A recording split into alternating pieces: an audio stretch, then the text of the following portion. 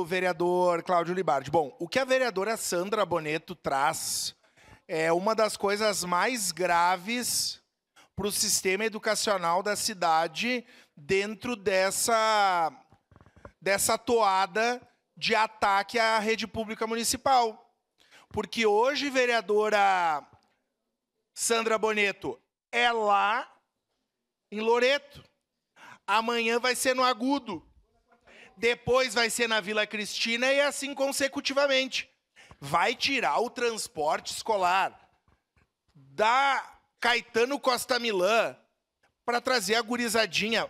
E aí eu não entendo, porque uma hora a justificativa é do 9º ano. Vamos tirar e mandar o 9º ano, porque o Estado não quer os anos iniciais. Mas aqui no José Generoso, então, o Estado quer os anos iniciais. Não dá para entender. Mas assim, se não bastasse os problemas da educação, tem mais. Tem mais. A gente não é só na educação. Vamos para a agricultura. Uma notícia para vocês do pioneiro de ontem, tá? Que não é só o interior que está sendo atacado, é a periferia também. Em função de pouco público, 6 bairros de Caxias do Sul deixarão de ter a Feira do Agricultor. 6 bairros sem Feira do Agricultor. Bom, lá no Planalto, vereador, eu tenho 40 anos. A feira tem 50 anos, no bairro Planalto, frente. A feira tinha 2 horas, e tem muito idoso. O meu pai tem 89, faz 90. A feira é na frente da nossa casa. A vereadora Estela foi minha vizinha quando se elegeu a primeira vez. Morava lá na Francisca Cabrini. A feira do Planalto vai ter 45 minutos. Tem pouco morador, porque o que vai para o Planalto é refúgio. E pobre não merece comer refúgio. Não adianta dizer que no Belo Horizonte, que no Diamantino, que no São Vitor Coab, que na Vila Leão e no Bela Vista a turma compra pouco, porque vai coisa ruim.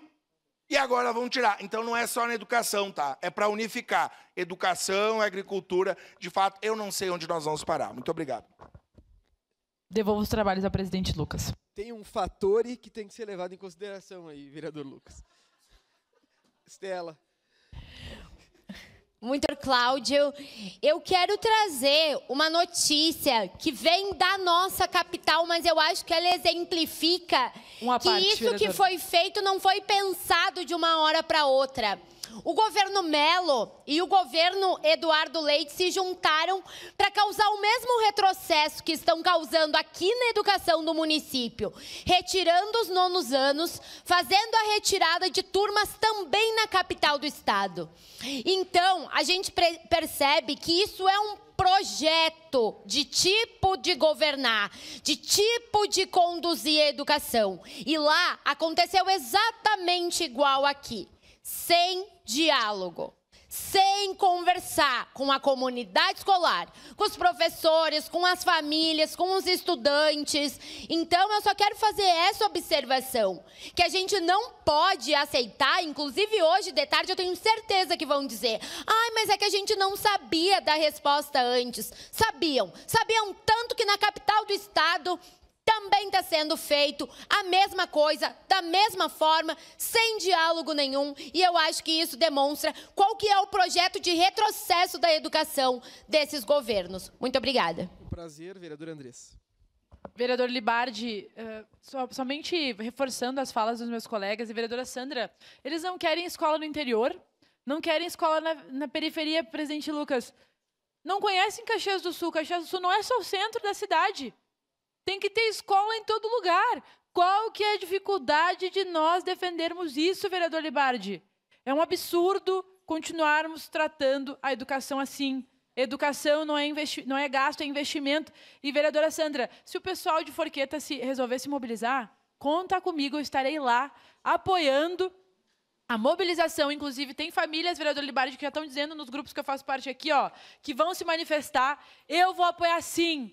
Porque é um absurdo isso que está acontecendo na nossa cidade. A gente não viu mais pronunciamento do prefeito e da secretária em relação a isso, mas tudo indica que eles não mudaram de opinião nenhuma. Não importa o que ninguém disser, vereadora Sandra, eles vão seguir fazendo. Então vão ter que ouvir grito, vão ter que ouvir manifestação, porque a população está certa. E é um absurdo o que estão fazendo na nossa cidade. Obrigada, vereador Libardi. Obrigado, vereadora Andressa. Vou mudar de tema radicalmente. nossa economia tem apresentado claros sinais positivos no último período. Agora, Gabriel Galípolo é um bandido, presidente. É inacreditável que o presidente do Banco Central do Brasil mantenha uma taxa de juros de 15% ao ano, levando em consideração que a inflação nacional é 4,70%. Em um Brasil de orçamento de 4 trilhões, manter uma taxa de juros de 15% e entrega aos banqueiros e aos super ricos 2 trilhões do orçamento. 2 trilhões de reais aos ricos, que recebem dividendos da nação todos os dias, que roubam a nação e que tem uma raposa de dona do galinheiro, que tem um traidor da pátria, que tem um Silvério dos Reis sentado numa das cadeiras mais importantes da República e que ninguém pode tirá-lo. Em um Brasil de empresas nacionais que apresentam o maior faturamento do último período, como a Embraer, que faturou 31 bilhões de reais. Em um Brasil que destina 300 milhões de reais para socorro aos agricultores do Rio Grande do Sul. Em um Brasil que investe 200 bilhões de reais em políticas públicas para desenvolvimento de emprego e renda. Em um país que baixa o preço da gasolina. Em um país que nunca colocou tanta gente dentro da universidade pública, vereador Lucas. Em um país que nunca teve uma taxa de desemprego tão baixa, ter um traidor da República sentado no Banco Central é o maior exemplo de atraso e de submissão. Nós não podemos aceitar que outros países convivam com taxa de juros de 4,25% como o Fed americano, de menos de 3% como o Banco Central japonês. E nós, a nossa indústria, vai competir como com uma taxa de juros de 15% ao ano? De juro real de mais de 11% ao ano. Gabriel Galípolo vai para a lata de lixo da história por ser um dos grandes traidores da nação, presidente. Bom final de semana a todos. Obrigado. Com 3 horas e 1 minuto, encerrado o espaço.